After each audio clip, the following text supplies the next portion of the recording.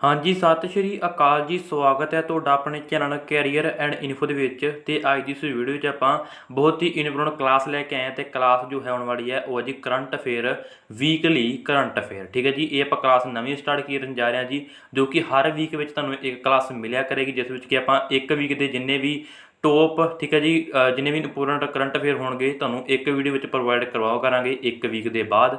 ठीक है जी, so video की तुसीं अंत तक जरूर बने रहो। तो जो भी चैनल पर पहली बार विजिट कर रहे हैं चैनल को जरूर सबसक्राइब करियो, क्योंकि अगे भी जो आने वाले टॉपिक हैं उन्होंने नोटिफिकेशन तुहानूं सब तो पहला मिल सके। खास करके इस वीक वाली जो क्लास है इसका नोटिफिकेशन तुहानूं मिल सके। ठीक है जी, सो ज़्यादा टाइम ना वेस्ट करते वीडियो करते हैं स्टार्ट। तो वधदे हैं जी आप पहले क्वेश्चन के बाद। सो पहला क्वेश्चन है जी, हाल ही में भारत ने 49वें चीफ जस्टिस उदय उमेश ललित नूं सौं किसने चुकाई है। ठीक है जी, सो आप रिपीट करांगे जिन्ने भी क्वेश्चन के जिन्ने भी नाल फैक्ट होणगे, इंपोर्टेंट जानकारी होएगी वो भी तुहाडे नाल आपां शेयर करांगे। ठीक है जी, सो हाल ही में की है जी, भारत के 49वें चीफ जस्टिस बनिया जी उदय उमेश ललित।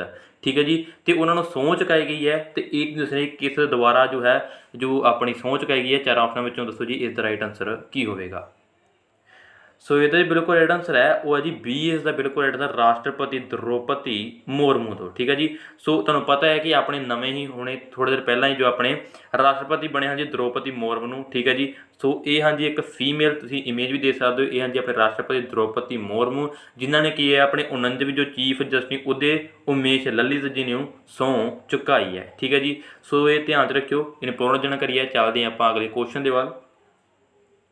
उसके हाल ही में राष्ट्रपति द्रौपदी मुर्मू किस नूं राष्ट्रीय पुरस्कार नाल सन्मानित करनगे। दसो जी किस नूं सन्मानित करनगे जी, अपने राष्ट्रपति।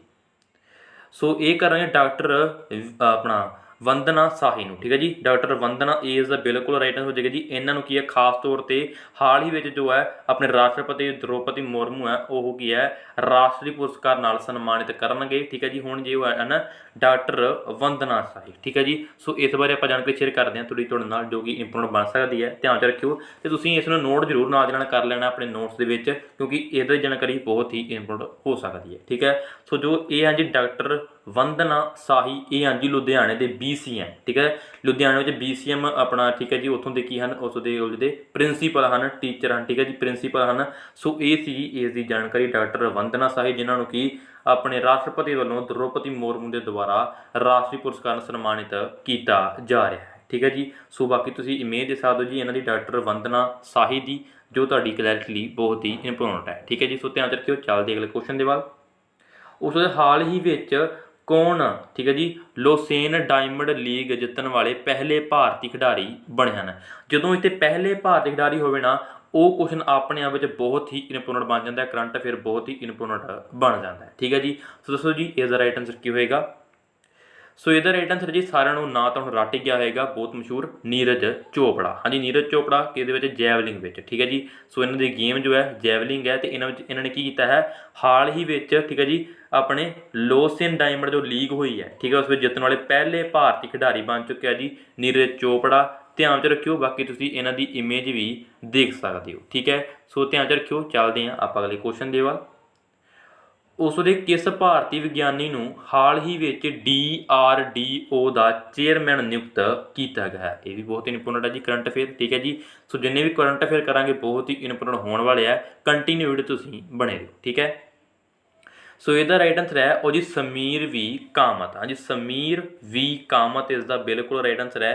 की किया गया जी, हाल ही में ये विज्ञानी हैं। पहली गल तो यह है जी ये भारतीय विज्ञानी हैं, जिन्होंने कि हाल ही में अपने DRDO के चेयरमैन नियुक्त किया गया है। हुण गल करते हैं जी अपने DRDO की है। ठीक है जी, सो DRDO की सब तो इंपोर्टेंट है जी full form is defence research and development organisation. दोबारा तो रिपीट कर रहे हैं, ध्यान समझने की कोशिश करो।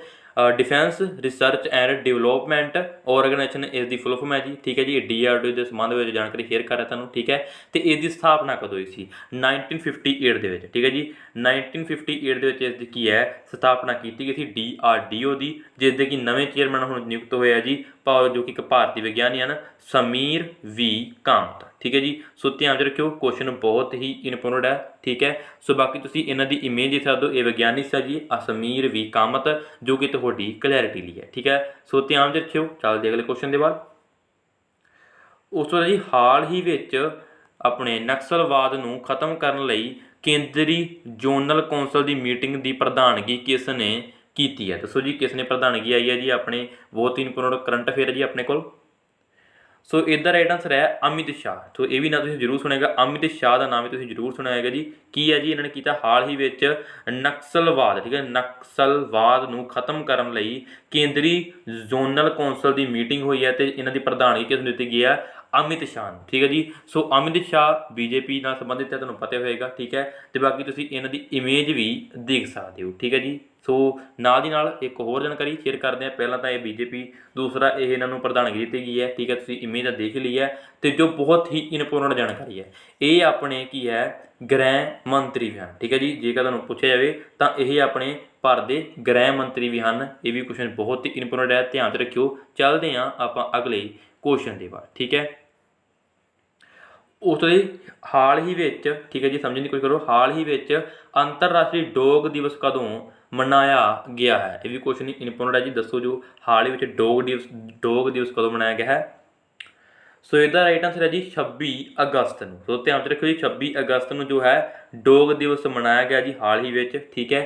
ਤੇ ਇਸ ਦੀ ਸ਼ੁਰੂਆਤ ਕਦੋਂ ਹੋਈ ਸੀ? ਠੀਕ ਹੈ ਜੀ, ਜਦੋਂ ਡੋਗ ਦਿਵਸ ਮਨਾਉਣਾ ਸ਼ੁਰੂ ਹੋਇਆ ਸੀ ਤਾਂ 2004 ਦੇ ਵਿੱਚ, ਠੀਕ ਹੈ ਜੀ। ਸੰਨ 2004 ਦੇ ਵਿੱਚ ਕੀ ਹੈ, ਆਪਣੇ ਡੋਗ ਦਿਵਸ ਮਨਾਉਣ ਦੀ ਸ਼ੁਰੂਆਤ ਕੀਤੀ ਗਈ ਸੀ, ਜੋ ਕਿ 26 ਅਗਸਤ ਨੂੰ ਇਸ ਵਾਰ ਵੀ ਮਨਾਇਆ ਗਿਆ ਹੈ, ਠੀਕ ਹੈ ਜੀ। ਸੋ ਵੀ ਧਿਆਨ ਰੱਖਿਓ। ਚੱਲਦੇ ਹਾਂ ਅਗਲੇ ਕੁਐਸਚਨ ਦੇ ਵੱਲ।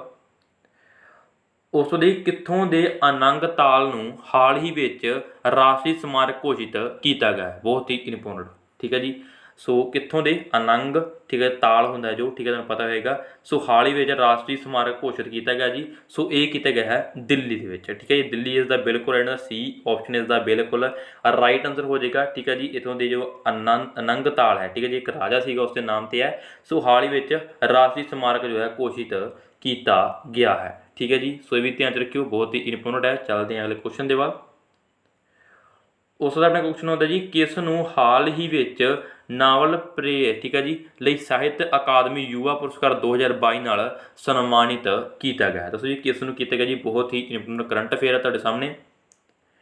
ਸੋ ਇਹ ਹੈ ਜੀ ਭਗਵੰਤ ਅਨਮੋਲ ਨੂੰ। ਹਾਂਜੀ, ਭਗਵੰਤ ਅਨਮੋਲ ਇਸ ਦਾ ਬਿਲਕੁਲ ਰਾਈਟ ਆਂਸਰ ਹੈ, ਜਿਸ ਨੂੰ ਕੀ ਕੀਤਾ ਗਿਆ ਹੈ ਆਪਣੇ 2022 ਵਿੱਚ ਯੁਵਾ, ਠੀਕ ਹੈ ਜੀ, ਸਾਹਿਤ ਦਾ ਅਕਾਦਮੀ ਦਾ ਯੁਵਾ ਪੁਰਸਕਾਰ 2022 ਨਾਲ ਸਨਮਾਨਿਤ ਕੀਤਾ ਗਿਆ ਜੀ ਆਪਣੇ ਭਗਵੰਤ ਅਨਮੋਲ ਨੂੰ। ਇਹ ਵੀ ਕੁਐਸਚਨ ਬਹੁਤ ਹੀ ਇੰਪੋਰਟੈਂਟ ਹੈ। ਤੇ ਖਾਸ ਤੌਰ ਤੇ ਇੱਕ ਹੋਰ ਜਾਣਕਾਰੀ ਜੋ ਕਿ ਇਹਨਾਂ ਦੇ ਬਣਦੀ ਹੈ, ਇਹ ਰਾਈਟਰ ਹਨ, ਠੀਕ ਹੈ ਜੀ। ਇਹ ਖੁਦ ਇੱਕ ਕੀ ਹੈ, ਭਗਵੰਤ ਅਨਮੋਲ ਇੱਕ ਰਾਈਟਰ ਹਨ, ਠੀਕ ਹੈ, ਜਿਨ੍ਹਾਂ ਨੂੰ ਕਿ ਪੁਰਸਕਾਰ ਨਾਲ ਸਨਮਾਨਿਤ ਕੀਤਾ ਗਿਆ ਹੈ, ਠੀਕ ਹੈ। ਬਾਕੀ ਤੁਸੀਂ ਹੋਰ ਕਲੈਰਿਟੀ ਲਈ ਇਮੇਜ ਵੀ ਦੇ ਸਕਦੇ ਹੋ। ਇਹ ਹਾਂਜੀ ਭਗਵੰਤ ਅਨਮੋਲ, ਠੀਕ ਹੈ ਜੀ। ਸੋ ਇਹ ਵੀ ਧਿਆਨ ਰੱਖਿਓ, ਬਹੁਤ ਹੀ ਇੰਪੋਰਟੈਂਟ ਜਾਣਕਾਰੀ ਹੈ। ਤੇ ਜੇਕਰ ਤੁਹਾਨੂੰ ਜਾਣਕਾਰੀ ਵਧੀਆ ਲੱਗ ਰਹੀ ਹੈ, ਸੋ ਵੀਡੀਓ ਨੂੰ ਵੱਧ ਤੋਂ ਵੱਧ ਉਹਦੇ ਫਰੈਂਡ ਸਰਕਲ ਵਿੱਚ ਜ਼ਰੂਰ ਸ਼ੇਅਰ ਕਰਿਓ, ਲਾਈਕ ਕਰਿਓ। ਤੇ ਚੈਨਲ ਨੂੰ ਵੀ ਜਿਨ੍ਹਾਂ ਨੇ ਸਬਸਕ੍ਰਾਈਬ ਨਹੀਂ ਕੀਤਾ ਜ਼ਰੂਰ ਸਬਸਕ੍ਰਾਈਬ ਕਰ ਲਿਓ, ਇੱਦਾਂ ਦੀ ਇੰਟਰਸਟਿੰਗ ਜਾਣਕਾਰੀ ਲੈਣ ਲਈ ਅੱਗੇ ਵੀ, ਠੀਕ ਹੈ ਜੀ। ਸੋ ਚੱਲਦੇ ਹਾਂ ਆਪਾਂ ਅਗਲੇ ਕੁਐਸਚਨ ਦੇ ਵੱਲ। ਉਸ ਦੇ ਕਿਸ ਬੈਂਕ ਨੇ ਹਾਲ ਹੀ ਵਿੱਚ ਗੋਪਾਲ ਜੈਨ ਅਤੇ ਸ਼ਿਵ ਕੁਮਾਰ ਨੂੰ ਗੈਰ ਕਾਰਜਕਾਰੀ ਨਿਰਦੇਸ਼ਕ ਨਿਯੁਕਤ ਕੀਤਾ ਹੈ? ਦੱਸੋ ਜੀ ਕਿਹੜਾ ਬੈਂਕ ਹੈ? ਆਪਸ਼ਨ ਤੁਹਾਡੇ ਸਾਹਮਣੇ ਹੈ। ਸੋ ਇਹਦਾ ਰਾਈਟ ਆਂਸਰ ਹੈ RBL ਬੈਂਕ ਨੇ, ਠੀਕ ਹੈ ਜੀ। RBL ਬੈਂਕ ਵੀ ਬਹੁਤ ਮਹੱਤਵਪੂਰਨ ਹੈ, ਇਹਦੇ ਜਿਹੜੇ ਵੀ ਜਾਣਕਾਰੀ ਆਪਾਂ ਸ਼ੇਅਰ ਕਰਾਂਗੇ ਤੁਹਾਡੇ ਨਾਲ, ਠੀਕ ਹੈ। ਸੋ ਦੁਬਾਰਾ ਤੋਂ ਰਿਪੀਟ ਕਰ ਰਹੇ ਹਾਂ ਜੀ ਕੁਐਸਚਨ ਆਪਾਂ ਨੂੰ ਕੀ ਕਹਿ ਰਿਹਾ, ਕਿਸ ਬੈਂਕ ਨੇ ਹਾਲ ਹੀ ਵਿੱਚ ਗੋਪਾਲ ਜੈਨ, ਬਹੁਤ ਆਪਣੇ ਨਾਂ ਸੁਣਿਆ ਹੋਇਆ, ਗੋਪਾਲ ਜੈਨ ਤੇ ਸ਼ਿਵ ਕੁਮਾਰ ਨੂੰ ਗੈਰ ਕਾਰਜਕਾਰੀ ਨਿਰਦੇਸ਼ਕ ਨਿਯੁਕਤ ਕੀਤਾ ਹੈ ਜੀ? RBL ਬੈਂਕ ਨੇ, ਠੀਕ ਹੈ ਜੀ। ਸੋ ਹੁਣ RBL ਬੈਂਕ ਬਾਰੇ ਤੁਹਾਨੂੰ ਆਪਾਂ ਜਾਣਕਾਰੀ ਸ਼ੇਅਰ ਕਰਦੇ ਹਾਂ, ਜੋ ਕਿ ਤੁਹਾਡੇ ਲਈ ਬਹੁਤ ਮਹੱਤਵਪੂਰਨ ਹੋਏਗੀ। ਸਭ ਤੋਂ ਪਹਿਲਾਂ ਦੀ RBL ਦਾ ਪੂਰਾ ਨਾਮ ਕੀ ਹੈ ਜੀ, ਠੀਕ ਹੈ ਜੀ। ਇਹਦਾ ਨਾ ਜੀ ਰਤਨਾਕਰ, ਠੀਕ ਹੈ ਜੀ, ਬੈਂਕ ਲਿਮਟਿਡ ਇਸ ਦਾ ਜੋ ਫੁੱਲ ਫਾਰਮ ਹੈ ਧਿਆਨ 'ਚ ਰੱਖਣੀ ਹੈ। ਤੇ ਇਸ ਦੀ ਸਥਾਪਨਾ ਕਦੋਂ ਹੋਈ ਸੀ? 1943 ਦੇ ਵਿੱਚ, ਠੀਕ ਹੈ ਜੀ। 1943 ਵਿੱਚ RBL ਬੈਂਕ ਦੀ ਜੋ ਹੈ ਸਥਾਪਨਾ ਕੀਤੀ ਗਈ ਸੀ। ਤੇ ਇਸ ਦਾ ਹੈੱਡ ਕੁਆਟਰ ਕਿੱਥੇ ਹੈ ਜੀ? ਇਹ ਵੀ ਕੁਐਸਚਨ ਬਹੁਤ ਇੰਪੋਰਟੈਂਟ ਹੈ, ਮੁੰਬਈ ਦੇ ਵਿੱਚ, ਠੀਕ ਹੈ ਜੀ। ਮੁੰਬਈ ਦੇ ਵਿੱਚ ਕੀ ਹੈ, ਇਸ ਦਾ ਹੈੱਡ ਕੁਆਟਰ ਹੈ ਜੀ। ਬਹੁਤ ਹੀ ਇੰਪੋਰਟੈਂਟ ਜਾਣਕਾਰੀ ਜਿੰਨੀ ਵੀ ਸ਼ੇਅਰ ਕੀਤੀ ਗਈ ਹੈ ਧਿਆਨ 'ਚ ਰੱਖਿਓ, ਬਹੁਤ ਹੀ ਇੰਪੋਰਟੈਂਟ ਹੋ ਸਕਦੀ ਹੈ ਪੇਪਰ ਪੁਆਇੰਟ ਆਫ ਵਿਊ। ਚੱਲਦੇ ਹਾਂ ਅਗਲੇ ਕੁਐਸਚਨ ਦੇ ਵੱਲ।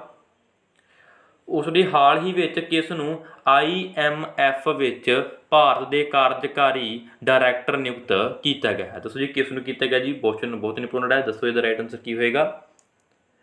ਸੋ ਇਸ ਦਾ ਜੋ ਬਿਲਕੁਲ ਰਾਈਟ ਆਂਸਰ ਬਣਦਾ ਹੈ ਉਹ ਜੀ B, ਇਸ ਦਾ ਬਿਲਕੁਲ ਹੈ KV ਸੁਬਰਮਾਨੀਅਮ, ਠੀਕ ਹੈ ਜੀ। ਇਸ ਦਾ ਬਿਲਕੁਲ ਰਾਈਟ ਆਂਸਰ B ਆਪਸ਼ਨ ਇਸ ਦਾ ਬਿਲਕੁਲ ਰਾਈਟ ਆਂਸਰ ਹੈ, ਜਿਸ ਨੂੰ ਕੀ ਕੀਤਾ ਗਿਆ ਹੈ ਹਾਲ ਹੀ ਵਿੱਚ IMF ਵਿੱਚ ਭਾਰਤ ਦੇ ਕਾਰਜਕਾਰੀ ਡਾਇਰੈਕਟਰ ਨਿਯੁਕਤ ਕੀਤਾ ਗਿਆ ਹੈ। ਕੁਐਸਚਨ ਇਹ ਵੀ ਬਹੁਤ ਹੀ ਇੰਪੋਰਟੈਂਟ ਹੈ, ठीक है। सो बाकी तुसी इन्हां दी इमेज भी दे सकते हो केवी सुब्रनामियम दी, ठीक है जी, ये इन्हां दी इमेज है, ध्यान च रखियो, जिन्होंने की है IMF दे जी है डायरैक्टर नियुक्त किया गया है, ठीक है जी। सो IMF की जो फुल फॉर्म करिए तो इंटरनैशनल मिलिटरी फाउंड, ठीक है जी। सो ये फुल फॉर्म है, ध्यान च रखियो। चलते हैं अगले क्वेश्चन के बाद। उस तो अपने अगला क्वेश्चन बनता है जी, ध्यान समझने की कोशिश करो, देखने की कोशिश करो। हाल ही विच वित्त मंत्री निर्मला सीतारमन, ठीक है जी। सो इत्थे तुहानूं क्लीयर हो गया एक होर कि अपने जो वित्त मंत्री हैं वो कौन हैं, निर्मला सीतारमन ने मुख्य मंत्री माइक्रो फाइनांस स्कीम का ऐलान किस राज विच कीता है, दसो जी किस राज। ये स्कीम्स सब तो इंपोर्टेंट होंदी है, ठीक है। किसी भी एग्जाम में तुसीं जा रहे हो तो तुहानूं सब तो पहला एक चीज़ पूछी जाएगी, जां तां घटना बारे ते जां स्कीम बारे, ठीक है जी।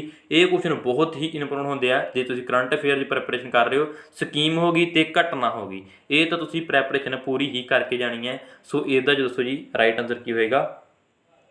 सो ये जो स्कीम अपने वित्त मंत्री जो हैं निर्मला सीतारमन वालों नियुक्त की गई है, लागू की गई है। सो ये की गई है नागालैंड के, ठीक है जी। सो नागालैंड में ये की है लागू की गई है, इसका ऐलान होया जी, ठीक है जी, अपने वित्त मंत्री द्वारा, ठीक है। सो हुण जो ये बनती है कि ये क्यों की गई है, इसका की आपां नूं फायदा है, नुकसान है, तो इसका की कारण है कि इस नाल की होएगा, इस स्कीम जो आप लागू करांगे, ठीक है जी, हाले तक ऐलान है जो लागू होएगी, तो इस नाल की होएगा खेतां नाल, ठीक है जी।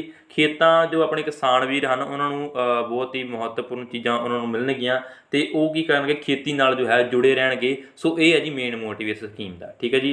फाइनांस स्कीम का जो ऐलान होया है, सो खेती नाल जुड़े रहने का ये सब तो इसकी महत्वपूर्ण जानकारी है, ध्यान च रखियो। तो उस तो बाद एक होर जानकारी जो शेयर बनती है, आप गल कर रहे हैं नागालैंड की, ठीक है जी। सो नागालैंड की गल कर रहे हैं तो नागालैंड की इत्थे तुसीं कैपीटल भी सुन लो की हो सकती है। सो ये भी कुछ नहीं पूर्ण हो सकता है। नागालैंड की कैपीटल है जी कोहिमा, ठीक है जी। कोहिमा इसकी की है कैपीटल है नागालैंड की, ध्यान च रखियो जिन्नी भी जानकारी जा रही है। चलते हैं अगले क्वेश्चन की बात, ठीक है जी। उसदे किस देश ने हाल ही विच रूस की परमाणु कंपनी नाल 2.25 बिलियन का समझौता किया है, 2.25 बिलियन का समझौता किया है, दसो जी किस देश ने। ऑप्शन तुहाडे सामने है। सो इसका राइट है दक्षिणी कोरिया ने। सो दक्षिणी कोरिया इसका बिल्कुल राइट आंसर है जी। इस देश ने किया है हाल ही विच रूस के नाल समझौता किया जी, परमाणु कंपनी नाल, रूस की है 2.25 बिलियन का, ठीक है जी, बहुत वड्डी अमाउंट है। सो नागालैंड अपने दक्षिणी कोरिया ने किया है, ठीक है जी। सो ये भी ध्यान रखियो। तो उस तो बाद आप गल कर रहे हैं दक्षिणी कोरिया की। दक्षिणी कोरिया की गल कर रहे हैं तो इत्थे आप कैपीटल की गल कर लें। दक्षिणी कोरिया की कैपीटल है जी सियोल, ठीक है जी। स्पैलिंग लिख देना मैं सियोल, ठीक है जी। सो ये भी ध्यान रखियो, ये भी क्वेश्चन बहुत ही इंपोर्टेंट सकता है पेपर पॉइंट ऑफ व्यू। चलते हैं अगले क्वेश्चन के बाद। उसके भारत बांग्लादेश संयुक्त नदी कमीशन की हाल विच मीटिंग का आयोजन कित्थे किया गया, दसो जी कित्थे किया गया जी। ऑप्शन तुहाडे सामने है।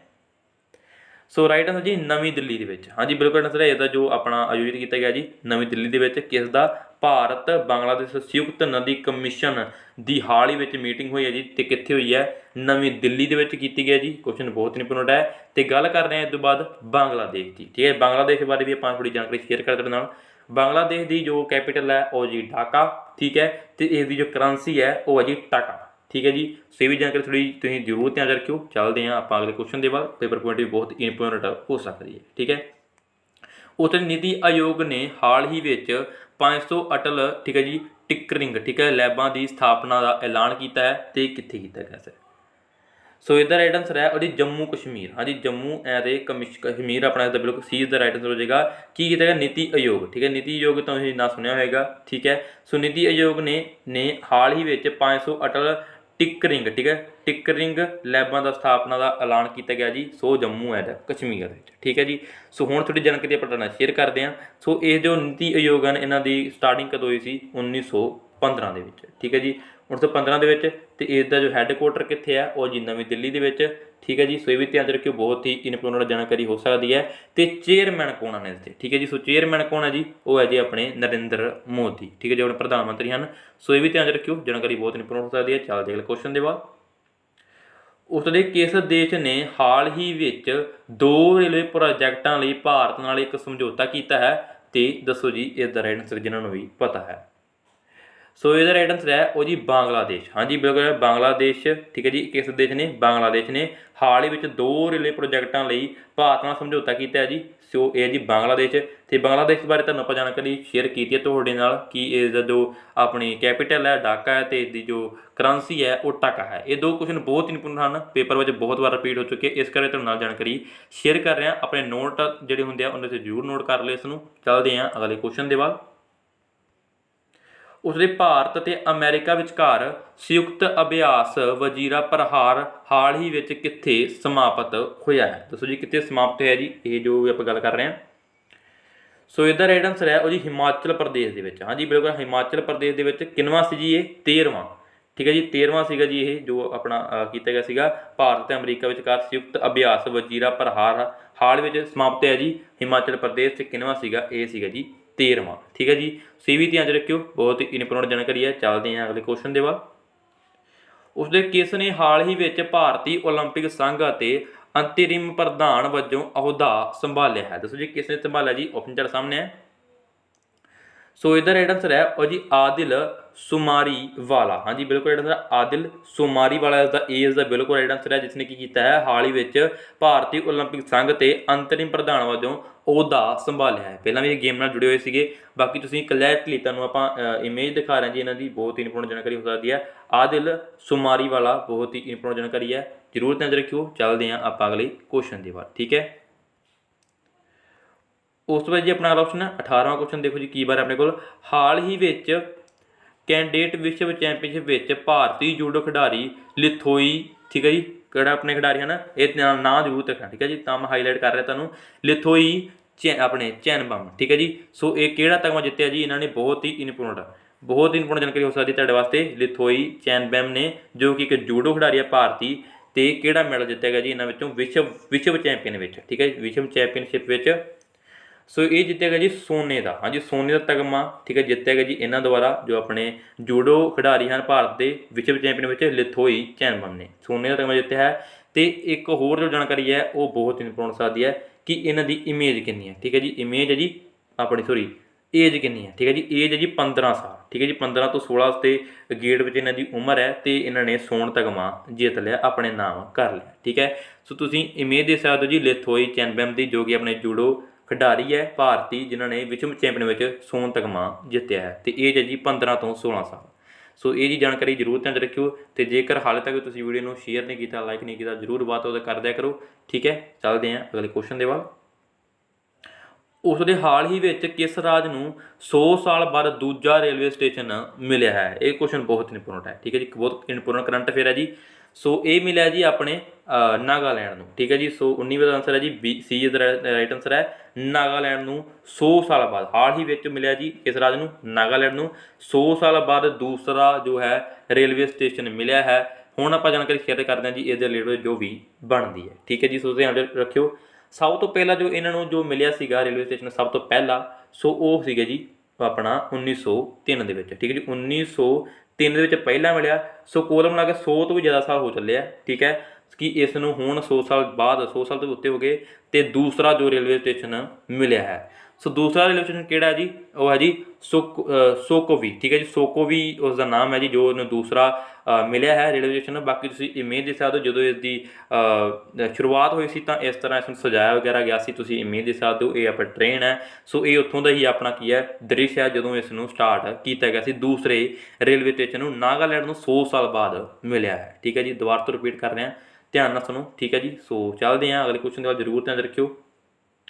सो उसके हाल ही में T20 में सब तो ज़्यादा रन बनाने वाले पहले भारतीय खिडारी कौन बने हैं? दसो जी कौन बने हैं जी? तुहाडे सामने ऑप्शन है। सो ये भी क्वेश्चन बहुत ही इंपोर्टेंट है, रोहित शर्मा ने। हाँ जी, रोहित शर्मा का बिल्कुल आंसर है, तुहानूं पता है क्रिकेटर प्लेयर हैं।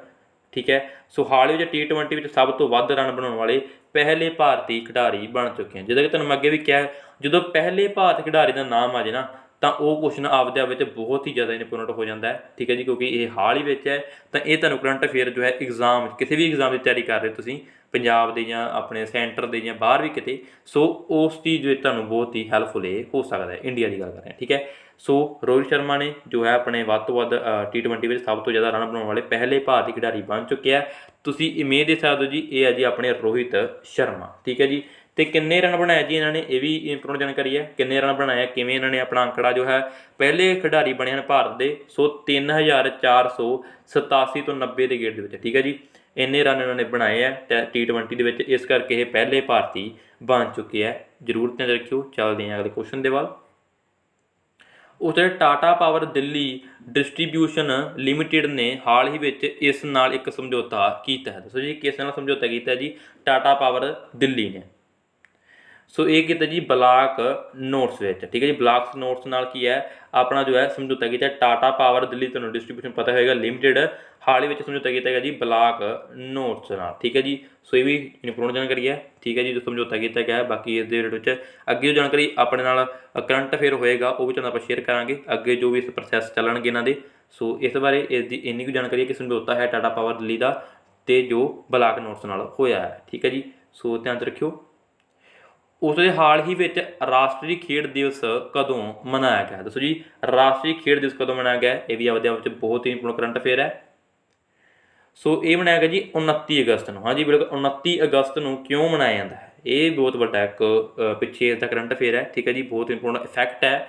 ਰਾਸ਼ਟਰੀ ਖੇਡ ਦਿਵਸ 29 ਅਗਸਤ ਨੂੰ ਕਿਉਂ ਮਨਾਇਆ ਜਾਂਦਾ? ਜੇ ਤੁਹਾਨੂੰ ਇੱਕ ਫੈਕਟ ਪੁੱਛਿਆ ਜਾਵੇ ਤਾਂ ਤੁਹਾਡਾ ਰਾਈਟ ਆਨਸਰ ਹੋਏਗਾ ਮੇਜਰ ਧਿਆਨ ਚੰਦ ਜੀ ਦਾ ਜਨਮ ਦਿਨ ਹੁੰਦਾ ਹੈ, ਠੀਕ ਹੈ। ਮੇਜਰ ਧਿਆਨ ਚੰਦ ਬਾਰੇ ਮੈਨੂੰ ਲੱਗਦਾ ਕੋਈ ਨਹੀਂ ਜਾਣਦਾ ਹੋਊਗਾ, ਸਾਰੇ ਜਾਣਦੇ ਹੋਣਗੇ, ਜਿਨ੍ਹਾਂ ਨੂੰ ਕਿ ਹਾਕੀ ਦਾ ਜਾਦੂਗਰ ਵੀ ਕਿਹਾ ਜਾਂਦਾ ਸੀ, ਠੀਕ ਹੈ ਜੀ। ਸੋ ਮੇਜਰ ਧਿਆਨ ਚੰਦ ਜੀ ਦਾ ਜਨਮ ਹੋਇਆ ਸੀਗਾ ਜੀ 29 ਅਗਸਤ ਨੂੰ। ਸੋ ਇਸੇ ਕਰਕੇ ਹੀ ਰਾਸ਼ਟਰੀ ਖੇਡ ਦਿਵਸ ਵੀ ਮਨਾਇਆ ਜਾਂਦਾ ਹੈ 29 ਅਗਸਤ ਨੂੰ ਹਰ ਇੱਕ ਸਾਲ, ਠੀਕ ਹੈ ਜੀ। ਸੋ ਇਹ ਵੀ ਕੁਐਸਚਨ ਬਹੁਤ ਇੰਪੋਰਟੈਂਟ ਹੈ, ਧਿਆਨ 'ਚ ਰੱਖਿਓ। ਚੱਲਦੇ ਹਾਂ ਆਪਾਂ ਅਗਲੇ ਕੁਐਸਚਨ ਦੇ ਬਾਅਦ, ਠੀਕ ਹੈ।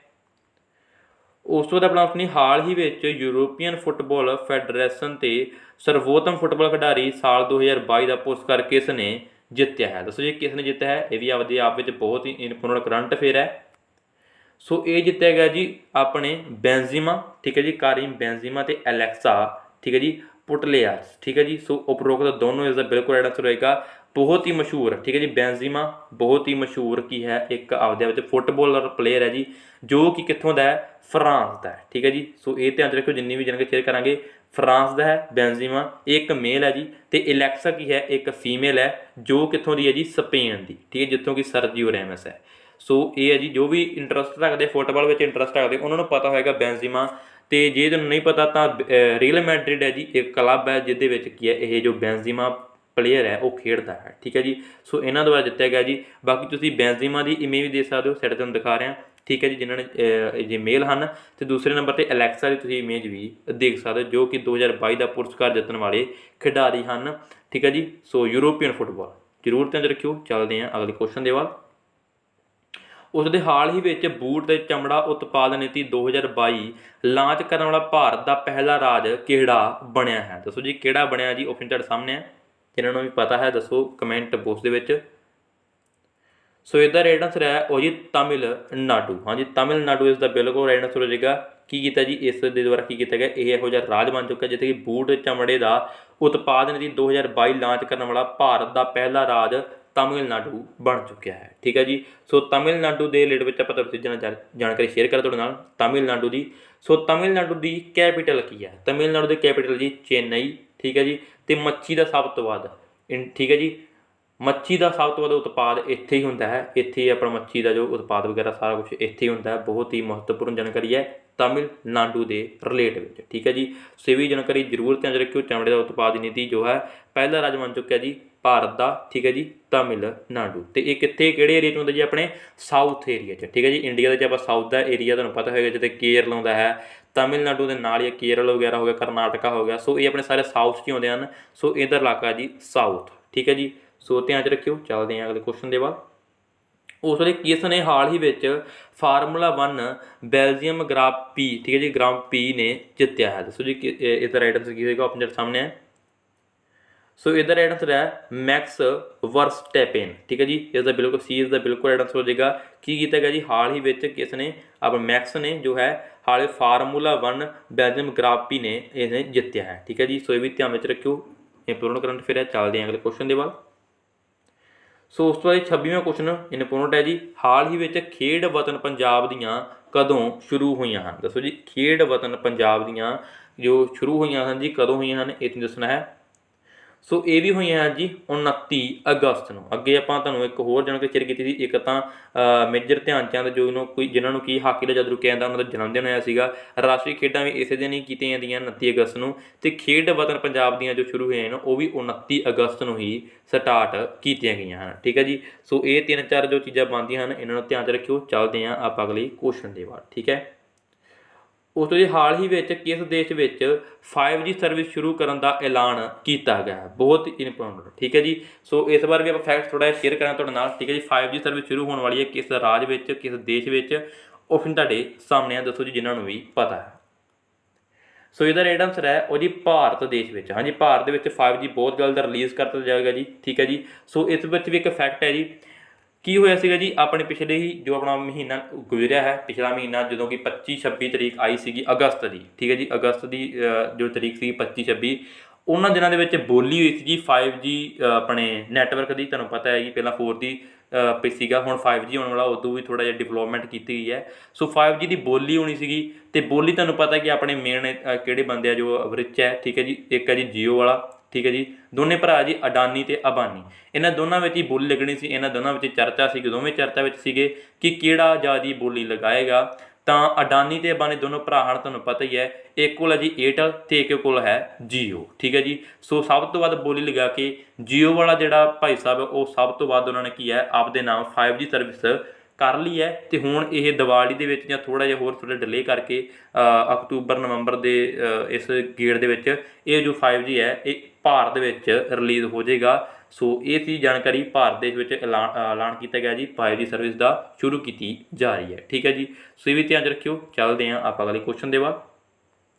ਉਸ ਦੇ ਹਾਲ ਹੀ ਵਿੱਚ ਦੇਸ਼ ਲਈ 100 ਮੈਚ ਖੇਡਣ ਵਾਲਾ ਇਕਲੌਤਾ ਭਾਰਤੀ ਖਿਡਾਰੀ ਕੌਣ ਬਣਿਆ, ਜਿਸ ਨੇ ਕਿ 100 ਮੈਚ ਖੇਡ ਲਏ ਹਨ ਜੀ? ਭਾਰਤ ਦਾ ਇਕਲੌਤਾ ਖਿਡਾਰੀ ਬਣ ਚੁੱਕਿਆ ਹੈ। ਸੋ ਉਹ ਬਣਿਆ ਹੈ ਜੀ ਆਪਣਾ ਵਿਰਾਟ ਕੋਹਲੀ। ਠੀਕ ਹੈ ਜੀ। ਵਿਰਾਟ ਕੋਹਲੀ ਬਾਰੇ ਵੀ ਸਾਰੇ ਜਾਣਦੇ ਹੋਣਗੇ, ਮਸ਼ਹੂਰ ਕ੍ਰਿਕਟਰ ਪਲੇਅਰ ਹੈ ਜੀ। ਸੋ ਇਹਨਾਂ ਦੀ ਇਮੇਜ ਤੁਸੀਂ ਦੇਖ ਸਕਦੇ ਹੋ, ਵਿਰਾਟ ਕੋਹਲੀ, ਜੋ ਕਿ ਹਾਲ ਹੀ ਵਿੱਚ ਆਪਣੀ ਜੋ ਲਿਸਟ ਹੈ ਤੁਹਾਨੂੰ ਪਤਾ ਜਾਰੀਆਂ ਹੁੰਦੀਆਂ ਰਹਿੰਦੀਆਂ ਹਨ। ਠੀਕ ਹੈ। ਸੋ 100 ਮੈਚ ਖੇਡਣ ਵਾਲਾ, ਠੀਕ ਹੈ ਜੀ, ਆਪਣੀ ਇਹਨੇ ਅਮਾਊਂਟ ਪੂਰੀ ਕਰ ਲਈ ਹੈ। 100 ਅਮਾਊਂਟ ਮੈਚ ਜੋ ਹੈ ਪੂਰੇ ਕਰ ਲਿਆ, ਖੇਡ ਲਿਆ। ਇਕਲੌਤਾ ਖਿਡਾਰੀ ਭਾਰਤ ਦਾ ਬਣ ਚੁੱਕਿਆ ਹੈ ਵਿਰਾਟ ਕੋਹਲੀ। ਠੀਕ ਹੈ ਜੀ। ਬਾਕੀ ਤੁਸੀਂ ਇਮੇਜ ਤਾਂ ਦੇਖ ਲਈ ਹੈ। ਚੱਲਦੇ ਹਾਂ ਆਪਾਂ ਅਗਲੇ ਕੁਐਸਚਨ ਦੇ ਬਾਅਦ। ਉਸ ਦੇ ਹਾਲ ਹੀ ਵਿੱਚ ਭਾਰਤ ਵਿੱਚ ਬਣੇ ਸਭ ਤੋਂ ਵੱਡੇ ਤਰਲ ਹਾਈਡਰੋਜਨ ਟੈਂਕ ਨੂੰ ਕਿਸ ਦੇਸ਼ ਵਿੱਚ ਭੇਜਿਆ ਗਿਆ ਹੈ? ਬਹੁਤ ਹੀ ਇੰਪੋਰਟੈਂਟ ਕੁਐਸਚਨ ਹੈ। ਸਭ ਤੋਂ ਵੱਡਾ ਤਰਲ ਹਾਈਡਰੋਜਨ ਟੈਂਕ ਤਿਆਰ ਕੀਤਾ ਗਿਆ ਜੀ ਭਾਰਤ ਦੇ ਵਿੱਚ, ਅਤੇ ਇਹ ਕਿੱਥੇ ਭੇਜਿਆ ਗਿਆ ਹੈ ਇਹ ਤੁਸੀਂ ਦੱਸਣਾ ਹੈ ਜਿਨ੍ਹਾਂ ਨੂੰ ਵੀ ਪਤਾ ਹੈ। ਸੋ ਇਹ ਭੇਜਿਆ ਗਿਆ ਜੀ ਆਪਣੇ ਦੱਖਣੀ ਕੋਰੀਆ ਦੇ ਵਿੱਚ। ਹਾਂਜੀ, ਦੱਖਣੀ ਕੋਰੀਆ ਵਿੱਚ ਭਾਰਤ ਵਿੱਚ ਬਣਾ ਕੇ ਸਭ ਤੋਂ ਵੱਡਾ ਤਰਲ ਹਾਈਡਰੋਜਨ ਟੈਂਕ ਦੇਸ਼, ਠੀਕ ਹੈ, ਦੇਸ਼ ਵਿੱਚ ਆਪਣੇ ਭਾਰਤ ਦੇਸ਼ ਵਿੱਚ ਅਤੇ ਦੱਖਣੀ ਕੋਰੀਆ ਵਿੱਚ ਭੇਜਿਆ ਗਿਆ ਹੈ। ਠੀਕ ਹੈ ਜੀ। ਸੋ ਉਹਦੇ ਜਿਹੜੇ ਜਾਣਕਾਰੀ ਸ਼ੇਅਰ ਕਰਦੇ ਹਾਂ ਕਿ ਤਰਲ ਹਾਈਡਰੋਜਨ ਟੈਂਕ, ਇਹ ਤਾਂ ਆਪਾਂ ਨਾ ਸੁਣ ਲਿਆ, ਤਰਲ ਹਾਈਡਰੋਜਨ ਟੈਂਕ ਜੋ ਹੈ ਭਾਰਤ ਵਿੱਚ ਤਿਆਰ ਕੀਤਾ ਗਿਆ ਸਭ ਤੋਂ ਵੱਡਾ, ਪਰ ਇਸ ਦੀ ਕੀ ਹੈ, ਇਸ ਦਾ ਆਪਣੀ ਸਪੇਸ ਕੀ ਹੈ, ਇਸ ਦੀ ਅਮਾਊਂਟ ਕੀ ਹੈ? ਠੀਕ ਹੈ ਜੀ। ਸੋ ਇਹ ਕਿੰਨਾ ਕੁ ਵੱਡਾ ਟੈਂਕ ਬਣਾਇਆ ਗਿਆ ਹੈ? ਇਹ ਬਣਾਇਆ ਗਿਆ ਜੀ 200, ਠੀਕ ਹੈ ਜੀ, ਧਿਆਨ 'ਚ ਰੱਖਿਓ, 238 ਮੀਟਰ ਕਿਊਬ। ਠੀਕ ਹੈ ਜੀ। ਸੋ ਇਹ ਤੁਸੀਂ ਹੁਣ ਹਿਸਾਬ ਲਾ ਸਕਦੇ ਹੋ, 238 ਮੀਟਰ ਕਿਊਬ ਦੇ ਗੇੜ ਦੇ ਵਿੱਚ ਇਹ ਬਣਾਇਆ ਗਿਆ ਜੀ ਸਭ ਤੋਂ ਵੱਡਾ ਤਰਲ ਹਾਈਡਰੋਜਨ ਟੈਂਕ। ਠੀਕ ਹੈ ਜੀ, ਜੋ ਕਿ ਦੱਖਣੀ ਕੋਰੀਆ ਨੂੰ ਸੈਂਡ ਕੀਤਾ ਗਿਆ ਜੀ। ਸੋ ਇਹ ਵੀ ਧਿਆਨ 'ਚ ਰੱਖਿਓ। ਬਾਕੀ ਤੁਹਾਨੂੰ ਪਤਾ ਦੱਸੀ ਕਿ ਦੱਖਣੀ ਕੋਰੀਆ ਦੀ ਕੈਪੀਟਲ ਜੋ ਰਿਲੇਟਿਡ ਜਾਣਕਾਰੀ ਮੰਨਦੀ ਹੈ ਸਿਓਲ। ਧਿਆਨ 'ਚ ਰੱਖਿਓ। ਚੱਲਦੇ ਹਾਂ ਆਪਾਂ ਅਗਲੇ ਕੁਐਸਚਨ ਦੇ ਬਾਅਦ। ਠੀਕ ਹੈ ਜੀ। ਉਸ ਦੇ ਕਿਸ ਰਾਜ ਨੇ ਹਾਲ ਹੀ ਵਿੱਚ ਆਊਟਲੁੱਕ ਟਰੈਵਲਰ ਅਵਾਰਡ 2022 ਵਿੱਚ ਚਾਂਦੀ ਦਾ ਤਗਮਾ ਜਿੱਤਿਆ ਹੈ? ਸੋ ਇਹਦਾ ਹੀ ਜੋ ਬਿਲਕੁਲ ਰਾਈਟ ਆਨਸਰ ਬਣੇਗਾ ਤਾਮਿਲਨਾਡੂ। ਤਾਮਿਲਨਾਡੂ ਬਾਰੇ ਵਿੱਚ ਆਪਾਂ ਅੱਗੇ ਜਾਣਕਾਰੀ ਸ਼ੇਅਰ ਕਰਤੀ ਸੀ ਕਿ ਇਸ ਦੀ ਜੋ ਕੈਪੀਟਲ ਹੈ ਉਹ ਚੇਨਈ ਹੈ। ਸਭ ਤੋਂ ਵੱਡਾ ਮੱਛੀ ਦਾ ਉਤਪਾਦ ਇੱਥੇ ਹੁੰਦਾ ਹੈ। ਕਿੱਥੇ ਪੈਂਦਾ ਹੈ? ਸਾਊਥ ਏਰੀਆ ਵਿੱਚ ਪੈਂਦਾ ਹੈ। ਠੀਕ ਹੈ ਜੀ। ਤੁਹਾਨੂੰ ਪਤਾ ਸਾਊਥ ਮੂਵੀ ਅੱਜ ਕੱਲ੍ਹ ਬਹੁਤ ਚੱਲਦੀਆਂ, ਅਤੇ ਉਹਨਾਂ ਵਿੱਚ ਤਾਮਿਲਨਾਡੂ ਦਾ ਨਾਂ ਤੁਸੀਂ ਸੁਣਿਆ ਹੋਵੇਗਾ, ਕਿਉਂਕਿ ਤਕਰੀਬਨ ਹੀ ਸਾਰਾ ਕੁਝ ਤਾਮਿਲਨਾਡੂ ਵਿੱਚ ਹੀ ਹੁੰਦਾ ਹੈ, ਉਹਨਾਂ ਦਾ ਸਿਸਟਮ ਜੋ ਵੀ ਹੁੰਦਾ। ਠੀਕ ਹੈ ਜੀ। ਬਾਕੀ ਇੱਥੇ ਇੱਕ ਸਟੂਡੀਓ ਹੈ ਜੀ, ਉਹ ਵੀ ਬਹੁਤ ਮਸ਼ਹੂਰ ਹੈ। ਸਟੂਡੀਓ ਸਭ ਤੋਂ ਵੱਡਾ ਇੱਥੇ ਜੀ ਤਾਮਿਲਨਾਡੂ ਦੇ ਵਿੱਚ, ਜਿੱਥੇ ਕਿ ਜਿੱਦਾਂ ਕਿ ਆਪਣੇ ਸੈਟਅਪ ਬਣ ਜਾਂਦੇ ਆ। ਠੀਕ ਹੈ ਜੀ। ਸੋ ਉਹ ਵੀ ਤਾਮਿਲਨਾਡੂ ਵਿੱਚ ਬਹੁਤ ਮਸ਼ਹੂਰ ਹੈ ਜੀ, ਇੱਥੇ ਵੀ ਸ਼ੂਟਿੰਗ ਵਗੈਰਾ ਹੁੰਦੀ ਰਹਿੰਦੀ ਹੈ। ਸੋ ਧਿਆਨ 'ਚ ਰੱਖਿਓ ਵੀ ਜਿੰਨੀ ਵੀ ਜਾਣਕਾਰੀ ਨੇ ਇਹ ਆਪਣੇ ਸੀਗੇ ਅੱਜ ਦੇ weekly top 30 MCQ current affair. ਠੀਕ ਹੈ ਜੀ। ਕਰੰਟ ਅਫੇਅਰ ਦੇ ਜੀਕੇ ਦੇ ਆਪਣੇ ਸੀਗੇ MCQ ਜੋ ਆਪਣਾ ਸ਼ੇਅਰ ਕੀਤੇ ਆ। ਹੋਪ ਕਰਦੇ ਹਾਂ ਤੁਹਾਨੂੰ ਅੱਜ ਦੀ ਕਲਾਸ ਬਹੁਤ ਹੀ ਵਧੀਆ ਤੇ ਹੈਲਪਫੁਲ ਲੱਗੀ ਹੋਏਗੀ। ਜੇਕਰ ਤੁਹਾਨੂੰ ਹੈਲਪਫੁਲ ਲੱਗੀ ਤਾਂ ਵੀਡੀਓ ਨੂੰ ਵੱਧ ਤੋਂ ਵੱਧ ਸ਼ੇਅਰ ਕਰਿਓ, ਲਾਈਕ ਕਰਿਓ ਫਰੈਂਡ ਸਰਕਲ ਦੇ ਵਿੱਚ ਵੱਧ ਤੋਂ ਵੱਧ, ਠੀਕ ਹੈ। ਤੇ ਚੈਨਲ ਨੂੰ ਵੀ ਜਿਨ੍ਹਾਂ ਨੇ ਸਬਸਕ੍ਰਾਈਬ ਨਹੀਂ ਕੀਤਾ ਜ਼ਰੂਰ ਸਬਸਕ੍ਰਾਈਬ ਕਰ ਲਿਓ। ਤੇ ਮਿਲਦੇ ਹਾਂ ਜੀ ਆਪਾਂ ਇੱਦਾਂ ਦੀ ਹੋਰ ਇੱਕ ਵੀਡੀਓ ਨਵੀਂ ਵਿੱਚ। ਉਦੋਂ ਤੱਕ ਲਈ ਰੱਬ ਰੱਖਾ। ਤੇ ਜਿਨ੍ਹਾਂ ਨੇ ਵੀ ਟੈਲੀਗ੍ਰਾਮ ਗਰੁੱਪ ਨੂੰ ਵੀ ਜੁਆਇਨ ਨਹੀਂ ਕੀਤਾ ਉਹ ਵੀ ਕਰ ਲਿਓ, ਕਿਉਂਕਿ ਉੱਥੇ ਵੀ ਟਾਈਮ ਤੁਹਾਨੂੰ ਨਾਲ ਆਪਾਂ ਪ੍ਰੋਵਾਈਡ ਜਾਣਕਾਰੀ ਕਰਵਾ ਦਿੰਦੇ ਹਾਂ। ਸੋ ਮਿਲਦੇ ਹਾਂ ਜੀ ਅਜੇ ਨੈਕਸਟ ਵੀਡੀਓ ਵਿੱਚ। ਉਦੋਂ ਤੱਕ ਲਈ ਰੱਬ ਰੱਖਾ। ਸਤਿ ਸ਼੍ਰੀ ਅਕਾਲ।